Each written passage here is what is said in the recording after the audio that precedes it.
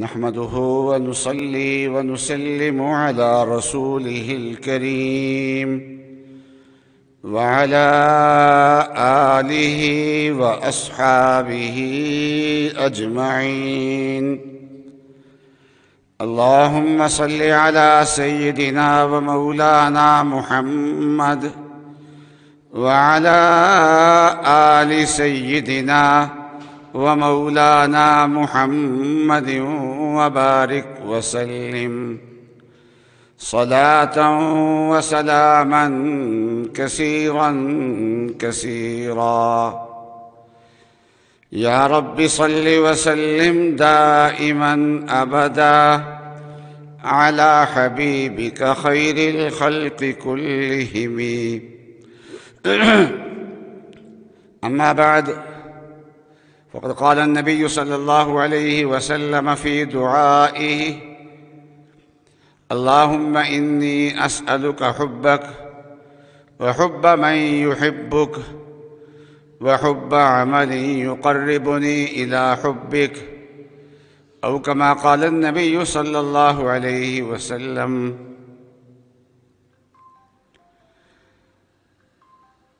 اللہ تعالیٰ کی توفیق سے اور اپنے شیخ کی برکت سے چند باتیں عرض کرنے کی توفیق مل رہی ہے. ہماری زندگی کی دوڑ کی منزل کیا ہے؟ ہر ایک کی زندگی کی دوڑ کی منزل ہوتی ہے نا، تو ہماری زندگی کی جو دوڑ ہے، اس دوڑ کی منزل کیا ہے؟ تو انسان سب سے، تمام مخلوقات میں سب سے اشرف ہے. وَلَقَدْ كَرَّمْنَا بَنِي آدَمَ وَحَمَلْنَاهُمْ فِي الْبَرِّ وَالْبَحْرِ. اور انسان کو اللہ تعالیٰ نے وہ فضیلت عطا فرمائی ہے کہ اس کی جسمانی خوبصورتی کو بیان کرنے کے لیے اللہ تعالیٰ نے 4 قسمیں کھائی ہیں. تو انسان کی جو پوری حقیقت ہے، جسم اور روح، اس کی شان کیا ہوگی؟ اس لیے جب یہ اشرف المخلوقات ہے تو اس کی زندگی کا مقصد بھی اشرفی ہوگا.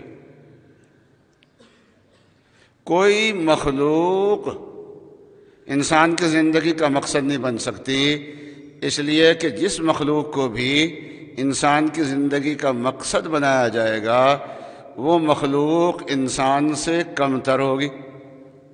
انسان اس سے عالی ہے، تو پھر اس میں تنزل آ جائے گا کہ انسان جس کو اللہ تعالیٰ نے تمام مخلوقات سے اعلیٰ بنایا ہے، وہ انسان جو ہے وہ طالب بن جائے اپنے سے کم تر چیز کا. اس لیے انسان کی زندگی کی دوڑ کی انتہا اور اس کا مقصد اللہ کی مخلوقات میں سے کوئی چیز نہیں ہو سکتی. انسان کی زندگی کا مقصد وہ ایک ہی چیز ہے، وہ ہے اللہ تعالیٰ کی رضا. اللہ راضی ہو جائے ہم سے، اور اللہ تعالیٰ کا قرب. جتنا زیادہ سے یہ اللہ کے قرب کے جو مراتب ہیں، یہ اتنے زیادہ ہیں کہ یہ کبھی ختم ہی نہیں ہو سکتے. چنانچہ جنت میں جا کے بھی اللہ کے قرب کی مناظر انسان طے کرتا رہے گا، نہ وہاں زندگی ختم ہوگی، نہ اللہ کے قرب کی مناظر کبھی ختم ہوں گے. بس بڑھتے چلا جائے گا، بڑھتے چلا جائے گا.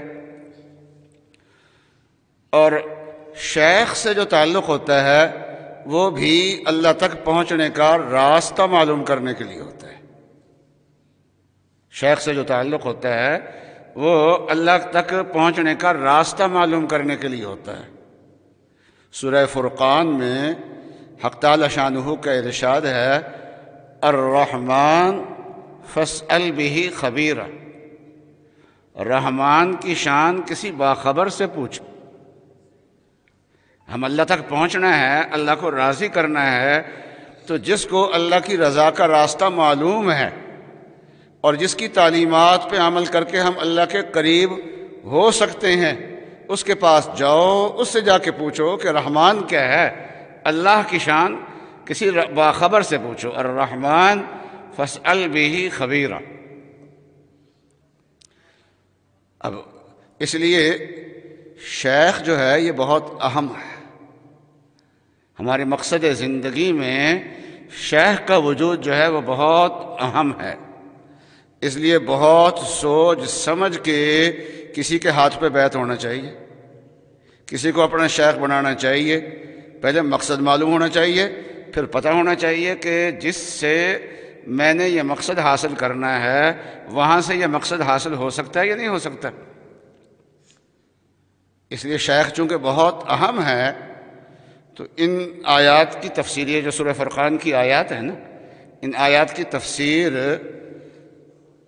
حضرت تھانوی رحمۃ اللہ علیہ کے ایک عظیم خلیفہ حضرت مولانا شاہ عبد الغنی صاحب پھول پوری رحمۃ اللہ علیہ، انہوں نے ان آیات کی بہت شاندار تشریح کی ہے اپنی ایک کتاب میں۔ اس کتاب کا نام ہے معرفت الہیہ، حضرت کی کتاب ہے معرفت الہیہ۔ حضرت نے فرمایا کہ جب اللہ تعالیٰ نے ہمیں یہ فرمایا کہ رحمان کی شان کسی باخبر سے پوچھو، تو پھر اللہ تعالیٰ نے ہمیں اس کی علامات بھی بیان فرما دی۔ وہ باخبر آدمی جو شیخ جس کے ذریعے سے ہم نے اللہ کی رضا کا راستہ طے کرنا ہے، اللہ کے قرب کا راستہ طے کرنا ہے، جس کی تعلیمات ہم نے اس لیے اختیار کرنی ہے تاکہ اللہ کے قریب ہو جائیں ہم، تو اس کی علامات تو معلوم ہونی چاہیے، کہیں آدمی کسی دھوکے باز کے ہاتھ نہ چڑھ جائے۔ اس لیے الرحمن فاسأل بہ خبیرا، تو اس کے بعد پھر تو اللہ تعالیٰ نے خود اپنی شان 2 آیتوں میں بیان فرمائی ہے۔ اس کے بعد پھر جن بندوں کے ذریعے سے ہم نے اللہ تک پہنچنا ہے ان کی شان کیا ہے، تو آگے وہ شان بیان فرمائی ہے وَعِبَادُ الرَّحْمَنِ الَّذِينَ يَمْشُونَ عَلَى الْأَرْضِ هَوْنًا، تو یہاں اللہ کے خاص بندے جو ہیں ان کی علامات بیان فرمائی ہیں سورت کے آخر تک، پھر بہت تفصیل کے ساتھ اللہ تعالیٰ نے بیان فرمائی ہیں۔ یہ اصل میں شیخ کی علامات ہے کہ تم نے جس سے تعلق کرنا ہے وہ کیسا ہونا چاہیے۔ وہ اس وقت موقع نہیں ہے اس تفصیلات میں جانے کا، لیکن یہ ہے کہ اس کا جو اللہ تعالیٰ نے جب تفصیلات بیان فرمائی ہیں تو پہلا لفظ ہی آپ لے لیجئے اس کا، وہ کیا ہے، وہ عباد، تو ان کے اندر عبدیت ہوتی ہے۔ عباد عبد کی جمع ہے، تو اللہ کے جو خاص بندے ہوتے ہیں نا، جن کا دامن پکڑ کے ہم نے اللہ تک جانا ہے، ان کے اندر سب سے بڑی بات یہ ہوتی ہے کہ ان کے اندر عبدیت ہوتی ہے، ان کے اندر عجز و انکسار ہوتا ہے، اور کمالات کی شان یہ ہے کہ جتنا کسی کے اندر کمال پیدا ہوتا ہے اتنی اس کے اندر عبدیت پیدا ہوتی ہے۔ رسول اللہ صلی اللہ علیہ وسلم کی شان اللہ تعالیٰ نے واقعہ معراج کے ذریعے سے ظاہر فرمائی، لیکن جب واقعہ معراج بیان فرمایا تو رسول اللہ صلی اللہ علیہ وسلم کی صفات میں سے عبدیت کی صفت کو، جہاں آپ کو اللہ نے عروج دیا وہاں آپ کی کون سی صفت بیان فرمائی؟ عبدیت کی صفت بیان فرمائی، اس لیے کہ اس موقع پہ رسول اللہ صلی اللہ علیہ وسلم کو اپنی یہ صفت زیادہ پسند ہے۔ ہمیشہ ہی آپ کو یہ پسند ہے، اپنی صفات میں سے رسول اللہ صلی اللہ علیہ وسلم کو جو صفت زیادہ پسند تھی وہ عبدیت کی صفت ہی زیادہ پسند تھی۔ تو شیخ جو ہے یہ ذریعہ ہوتا ہے اللہ تک پہنچنے کا، اس لیے مرید اور شیخ میں جتنی زیادہ مناسبت ہوگی اتنا ہی یہ راستے کو تیز رفتاری سے انسان قطع کرے گا۔ مناسبت جتنی زیادہ ہوگی، آپس میں جوڑ جتنا زیادہ ہوگا، آپس میں محبت جتنی زیادہ ہوگی، خصوصاً شیخ کا دل جتنا زیادہ کھلا ہوا ہوگا اپنے مرید سے اتنا ہی اس مرید کو زیادہ فائدہ ہوگا۔ میرے حضرت والا فرمایا کرتے تھے، میرے شیخ فرمایا کرتے تھے کہ اپنا برا بستر لے کے شیخ کے دل کے اندر جا کے بیٹھ جائے انسان، یعنی ایسا اس کے ساتھ برتاؤ رکھے شیخ کے ساتھ کہ شیخ کے دل میں اس کا گھر، اس کی جگہ بن جائے، اس کا ایک مقام بن جائے، پھر وہ خود ہی چاہتا ہے، اس کا قلب متوجہ ہوتا ہے اور جب شیخ کا قلب متوجہ ہوتا ہے تو مرید کا کام بن جاتا ہے۔ ہمارے شیخ فرماتے تھے، حضرت شفیق الامت حضرت مولانا محمد فاروق صاحب سکروی رحمۃ اللہ علیہ اپنے شیخ حضرت مسیح الامت مولانا مسیح اللہ صاحب رحمۃ اللہ علیہ کی بات نقل فرماتے تھے کہ شیخ جب ہاتھ اٹھا کے دعا کرتا ہے اپنے مرید کے لیے تو وہ بإذن اللہ ہوتا ہے، اللہ کے حکم سے ہوتا ہے۔ اس لیے شیخ دعا بعد میں کرتا ہے اور قبول پہلے ہو چکی ہوتی ہے، وہ اللہ کرواتے ہیں اسے دعا۔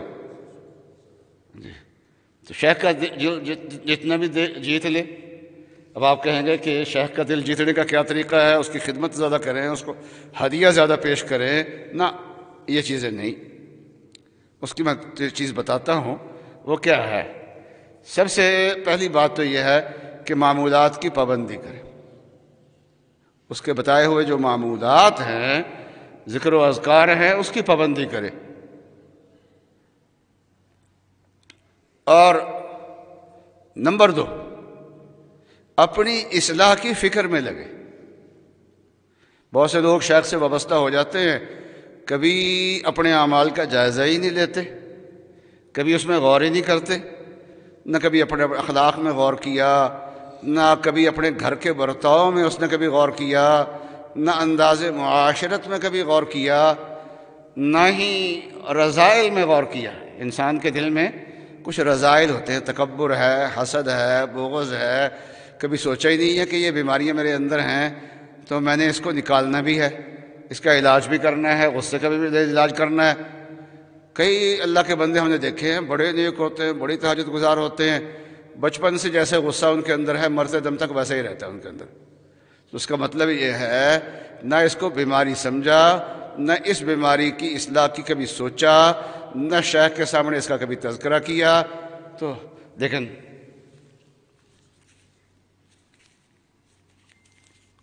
نہ شیخ کے سامنے اس کا کبھی تذکرہ کیا، عرض کرتے نہیں، اس سے شیخ کا دل نہیں کھلے گا۔ اور اس کے سامنے اپنے رذائل اس کے سامنے رکھے جائیں، اپنی کمزوریاں اس کے سامنے رکھی جائیں، پھر وہ جو تعلیم کرے اس تعلیم پہ عمل کیا جائے۔ تو پہلی بات کون سی ہو گئی؟ معمولات کی پابندی۔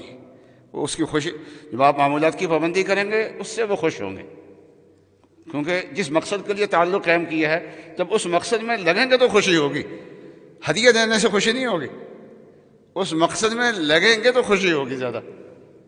اور دوسرے نمبر پہ اپنی اصلاح کی فکر میں لگے، اور اصلاح ہوتی ہے، تیسری چیز ہے اپنے حالات کی اطلاع دیتا رہے، جو وہ تعلیم کرے اس پہ عمل کرتا رہے، اطلاع اور اتباع۔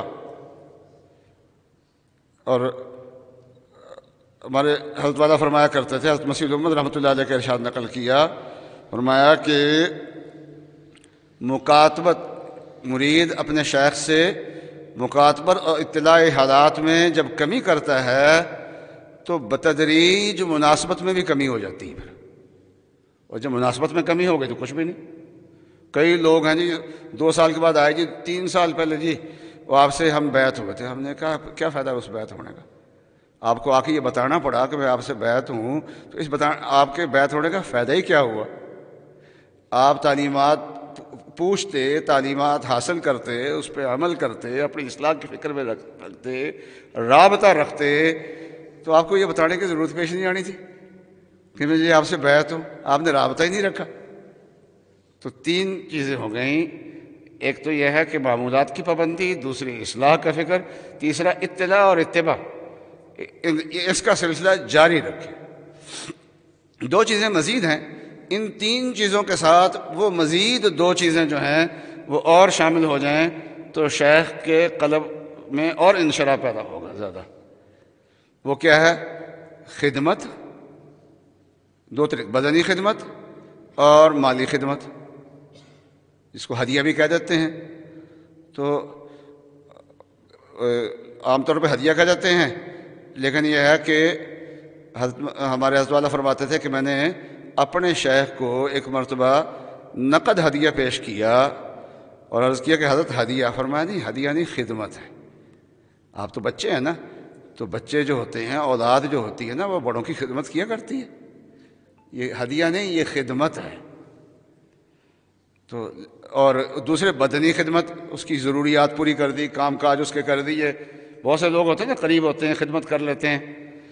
تو ہدیہ ہو، مالی خدمت ہو، بدنی خدمت ہو، شیخ کو یہ دو چیزیں اس وقت پسند آتی ہیں جب اس کی تعلیمات پہ عمل کر رہا ہو. اور اگر عمل نہیں کرتا تو حضرت ثانی رحمۃ اللہ علیہ سے ایک آدمی بیعت تھا، تو اس نے رابطہ نہیں رکھا حضرت سے. ایک عرصے کے بعد آیا اور بہت ساری چیزیں ہدیے میں لے کے آیا. حضرت نے فرمایا کہ بھائی میں تو آپ کو جانتا نہیں ہوں، اور بغیر جان پہچان کے ہدیہ کیسا؟ کہنے لگا جی میں 2 سال پہلے یا 1 سال پہلے آپ سے بیعت ہوا تھا، اس لیے یہ ہدیہ خدمت میں لے کے حاضر ہوا ہوں. حضرت نے فرمایا تھا اسی مقصد کے لیے بیعت ہوئے تھے، ہدیہ دیے کہ چل جایا کرو، اٹھاؤ اپنے ہدیے کو یہاں سے. تو جو حضرت سے تعلیم حاصل نہیں کرتا تھا، تعلیمات پہ عمل نہیں کرتا تھا، رابطہ نہیں رکھتا تھا، تو حضرت اس کے ہدیے کو قبول نہیں فرماتے تھے. ہدیہ محبت کا ذریعہ ضرور ہے. حدیث شریف میں آتا ہے تحادو تحابو، تو ہدیے سے محبت تو پیدا ہوتی ہے، یہ بات صحیح ہے. تو ظاہر بات ہے شیخ کے دل میں اگر محبت پیدا ہو جائے تو اچھی بات ہے، لیکن صرف ہدیہ یہ ہمارے مشائخ نے کبھی پسند نہیں کیا. تعلیمات پہ عمل کرو، پھر ہدیہ چاہے نہ دو، اور اگر دے دو تو وہ اس محبت میں اضافے کا ذریعہ بنے گا، خوشی میں اضافے کا ذریعہ ضرور بنے گا. لیکن اکیلا ہدیہ تو یہ نہیں، اکیلی خدمت یہ نہیں.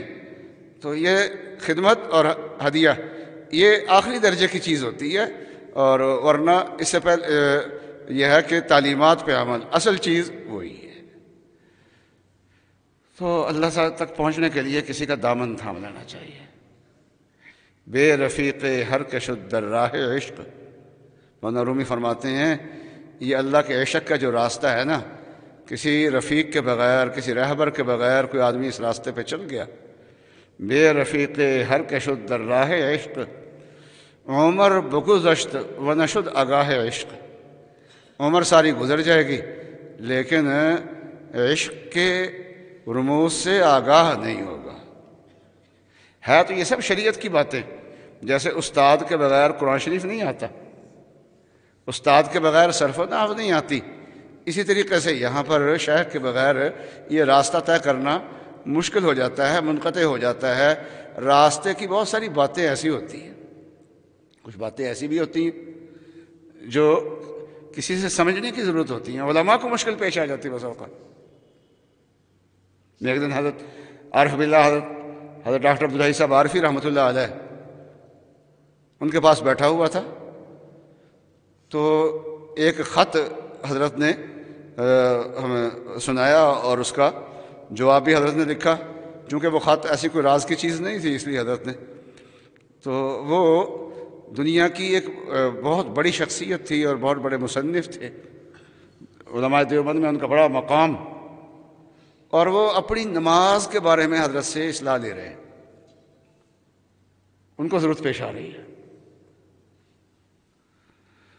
اور حضرت مولانا عبد الماجد صاحب دریابادی رحمۃ اللہ علیہ، ان کا تعلق حضرت بڑے عالم بھی تھے، صاحب مطالعہ بھی تھے، اور پھر اہل ندوہ سے بھی علم حاصل کیا تھا. حضرت مولانا حسین احمد مدنی رحمۃ اللہ علیہ سے بھی بہت زیادہ تعلق تھا، حضرت تھانوی رحمۃ اللہ علیہ سے بھی تعلق تھا. تو حضرت مدنی رحمۃ اللہ علیہ حضرت تھانوی کے پاس لے کے آئے تھے ان کو، اور حضرت ان کو بیعت کر لیا. حضرت نے فرمایا بیعت آپ کر لو، اصلاح کا تعلق مجھ سے رکھ لیں. تو یہ ایک شخص ایسے ہیں کہ بیعت ان سے اور اصلاح کا تعلق ان سے. تو اپنی زندگی کا آخری آیا تو حضرت تھانوی بھی موجود نہیں تھے، تو موت سے متعلق اب فکر مندی ہوئی، پوچھنا چاہا. تو اس وقت حکیم الاسلام حضرت مولانا قاری محمد طیب صاحب رحمۃ اللہ علیہ تھے، پھر ان سے خط و کتابت کی اس موضوع پہ. اور حکیم الاسلام کے جو مکتوبات ہیں ان مکتوبات میں حضرت مولانا عبد الماجد صاحب دریابادی کے خط موجود ہیں. اتنا بڑا آدمی ہے لیکن مرنے سے پہلے موت سے متعلق ان کو بھی رابطہ کرنے کی ضرورت محسوس ہو رہی. اب کچھ علماء جو ہیں مدینہ طیبہ پہنچے، ایک آدمی کو دیکھا بیٹھا ہوا ہے، اندازہ لگایا السلام علیکم کہا اس کو آ کے، اور کہنے لگا کہ آپ کون ہیں؟ اس نے بتایا میں پاکستان سے ہوں اور نام یہ ہے میرا۔ اس نے کہا جی آپ سے کچھ بات پوچھ سکتے ہیں؟ کہا پوچھ لو جی۔ انہوں نے کہا جی ہم تو مدینہ منورہ بڑے شوق سے آئے تھے، بہت شوق سے آئے تھے، اور ایک ساری زندگی کی ایک تڑپ تھی، یہاں آئے تو وہ سارا شوق ختم۔ ہماری حالت تو بہت خراب لگتی ہے، اور تھے سارے علماء، علم بھی ان کے پاس تھا بہت زیادہ۔ تو جس سے وہ پوچھ رہے تھے اس نے کہا کہ اصل میں محبت کے دو رنگ ہوتے ہیں، ایک شوق ہوتا ہے، جب انسان محبوب سے دور ہوتا ہے تو پھر شوق ہوتا ہے اس سے جا کے ملے، اور ایک محبت کا دوسرا رنگ ہوتا ہے انس، جب محبوب کے پاس پہنچ جاتا ہے تو پھر انس ہو جاتا ہے، انس میں سکون ہوتا ہے، شوق میں بے چینی ہوتی ہے۔ جیسے بچہ جو ہے نا ماں سے دور ہوتا ہے تو روتا بھی ہے، بے چین بھی ہوتا ہے، ماں کی گود میں آ جاتا ہے تو رونا بھی ختم اور بے چینی بھی اس کی ختم، دونوں چیزیں ختم۔ تو پہلے شوق تھا، اب انس ہے۔ تو آپ مدینے میں نہیں آئے تھے تو شوق تھا، جب یہاں پہنچ گئے تو مدینے میں پہنچ گئے، گویا ماں کی گود میں پہنچ گئے۔ ہاں، تو جب گود میں پہنچ گئے تو وہ کیا ہے، بے چینی ساری ختم ہو گئی، تو شوق انس سے بدل گیا ہے۔ تو پہلے محبت کا ایک رنگ تھا، اب محبت کا، اب علماء ہیں وہ پریشان ہیں، ان کو کسی سے پوچھنے کی ضرورت پیش آ رہی ہے۔ میں بتا رہا چاہتا ہوں کہ اللہ تک پہنچنے کے لیے کسی سے رابطہ رکھنے کی ضرورت ہوتی ہے، اور ایک ہی شخص سے رابطہ رکھا جائے تو پھر بات زیادہ بہتر بن جاتی ہے، اور شیخ کو کے ساتھ انس اور مناسبت اور محبت جتنی زیادہ ہوگی اتنا ہی انسان کو فائدہ زیادہ ہوگا۔ اللہ تعالی ہمیں اپنا قرب نصیب فرمائے، اپنی رضا نصیب فرمائے۔ ورضوان من اللہ اکبر، اللہ تعالیٰ کی رضامندی جو ہے نا یہ بہت بڑی دولت ہے، بہت بڑی دولت ہے، ہماری زندگی کا مقصد ہے۔ اللہ تعالیٰ ہمیں اس کی توفیقات عطا فرمائے۔ وآخر دعوانا ان الحمد للہ۔